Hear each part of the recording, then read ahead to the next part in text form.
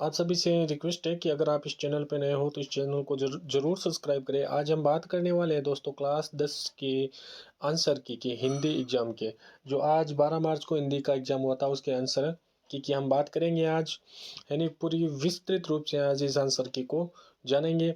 अगर आप इस चैनल पे नए हो तो इस चैनल को जरूर सब्सक्राइब करना, और आपसे आपका पेपर कैसा हुआ था ये भी कमेंट करके जरूर बताना। आपके कितने मार्क्स आ रहे हैं हिंदी के एग्जाम। ज़्यादा टाइम वेस्ट नहीं करते हुए अब चलिए हम बढ़ते हैं आगे।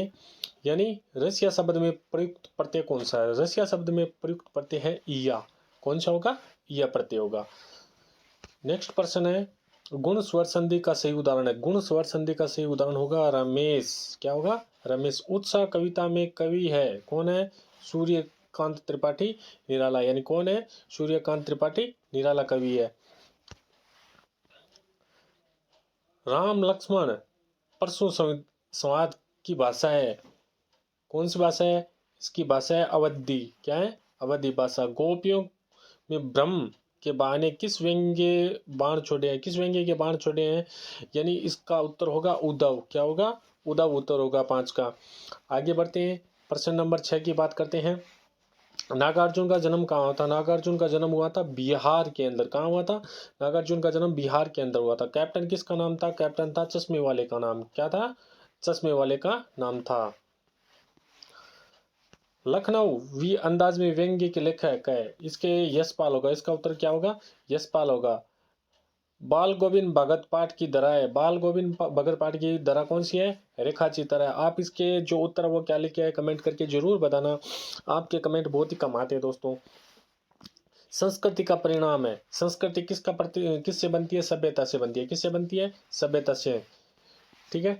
नेक्स्ट क्वेश्चन है, बहुत ही शानदार क्वेश्चन है। हमारे समाज में ना किसका प्रतीक है? सबको पता है, ना इज्जत का प्रतीक है। अगर ये भी क्वेश्चन किसी ने गलत कर दिया है तो फिर तो आपका कुछ नहीं होने वाला है। आपको भी अच्छी तरह से पता है। हिंदी का पहला आंचलिक उपन्यास माना जाता है। हिंदी का पहला आंचलिक उपन्यास माना जाता है देहाती दुनिया। क्या माना? देहाती दुनिया। नेक्स्ट क्वेश्चन की बात करते हैं, प्रश्न नंबर 2। रिक्तस्थान की पूर्ति कीजिए। रिक्तस्थानों की पूर्ति कीजिए। यानी किसी भाव अवस्था गुण अथवा दशा के नाम को क्या कहते हैं? कौन सी संज्ञा कहते हैं? पहले का होगा भाववाचक। भाववाचक संज्ञा कहते हैं।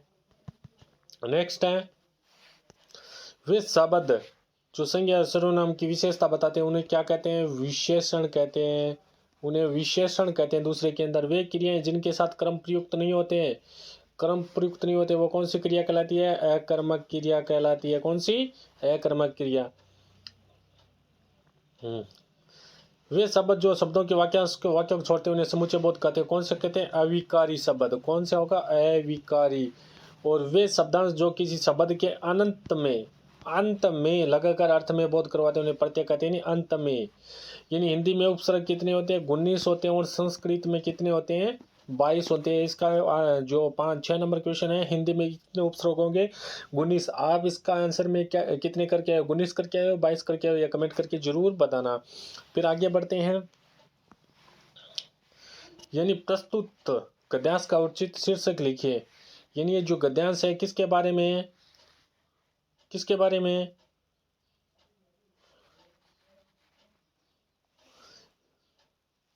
यानी ये है भारत के राष्ट्रीय आदर्श। यानी किसके बारे में इसका उचित शीर्षक होगा?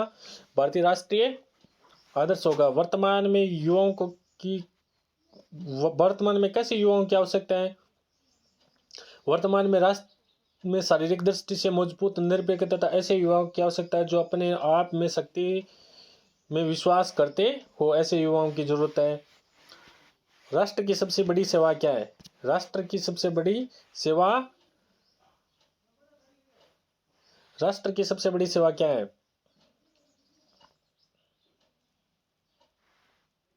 भारत के, यानी राष्ट्रीय आदर्श त्याग, सेवा, अपने गरीब भूखों के पीड़ितों की सेवा और अपने को अर्पित करना ही राष्ट्र की क्या सबसे बड़ी सेवा है।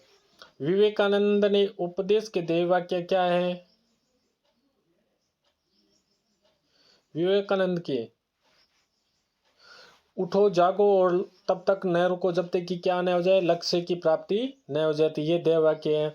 राष्ट्रभक्ति की भावना का आधार किसे माना जाता है? आधार है इसका विवेक और प्रेम। क्या है इसका? विवेक और प्रेम को माना जाता है। आस्तिक शब्द विपरीतक शब्द गद्यांश से छांट कर लिखिए, यानी इसका गद्यांश में से छांट कर बताना है। इसका होगा नास्तिक। क्या होगा? नास्तिक होगा। इसका आंसर होगा नास्तिक होगा।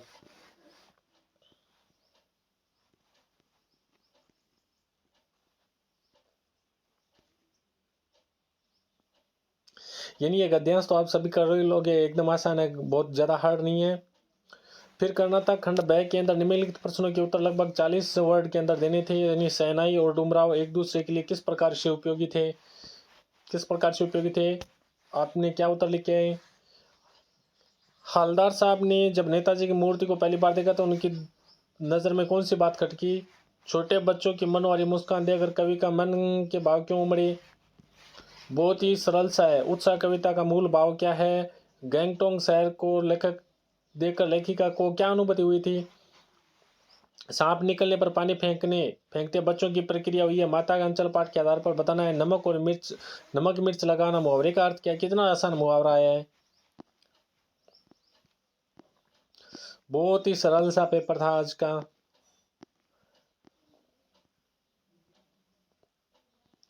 आपने कितने क्वेश्चन किए थे और आपके कितने नंबर बन रहे हैं ये कमेंट करके जरूर बताना। आपके कितने नंबर आ जाएंगे इस पेपर के अंदर, टोटल नंबर कितने आ जाएंगे वो भी बताना। और कौन सा प्रश्न आपका सही हुआ, कौन सा प्रश्न आपका गलत हुआ है और कितने प्रश्न आपके सही हुए हैं ये भी कमेंट करके जरूर बताना। शिक्षक में मोबाइल की उपयोगिता कितना ईजी आया है? कन्या भ्रूण हत्या दोनों ईजी थे। बढ़ता ध्वनि प्रदूषण बहुत ईजी, बहुत ईजी।